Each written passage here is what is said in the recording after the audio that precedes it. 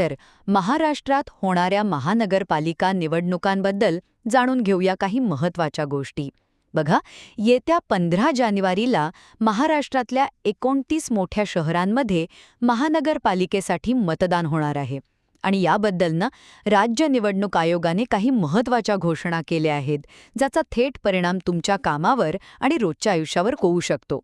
सगळ्यात पहिली आणि महत्त्वाची गोष्ट म्हणजे सार्वजनिक सुट्टीची घोषणा. हो, बरोबर ऐकलं तुम्ही.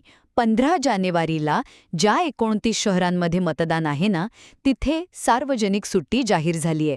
आणि ही सुट्टी फक्त सरकारी नाही, तर निम्म सरकारी कार्यालयं, बँका आणि अगदी केंद्र सरकारच्या ऑफिसेसना सुद्धा लागू असणार आहे. दुसरी गोष्ट म्हणजे आयोगाची तयारी. सगळी प्रशासकीय तयारी झालीय, EVM मशीन्स पण तयार आहेत. पण महत्त्वाचं म्हणजे मतदान केंद्रांवर सगळ्यांसाठी सोयीसुविधा असतील. म्हणजे वीज, पाणी तर आहेच, पण ज्येष्ठ नागरिक, दिव्यांग व्यक्ती आणि गरोदर महिलांसाठी रॅम्प आणि व्हीलचेअरची खास व्यवस्था केली जाणार आहे. त्यांना मतदानासाठी प्राधान्यही दिलं जाईल. आणि तिसरी, शेवटची गोष्ट, प्रचाराबद्दल. लक्षात ठेवा, या निवडणुकीचा प्रचार 13 जानेवारीला संध्याकाळी 5:30 वाजता संपणार आहे. आणि त्यानंतर कोणत्याही मीडियामध्ये म्हणजे TV, पेपर किंवा सोशल मीडियावर निवडणुकीच्या जाहिराती दाखवता येणार नाहीत. त्यावर पूर्णपणे बंदी असेल.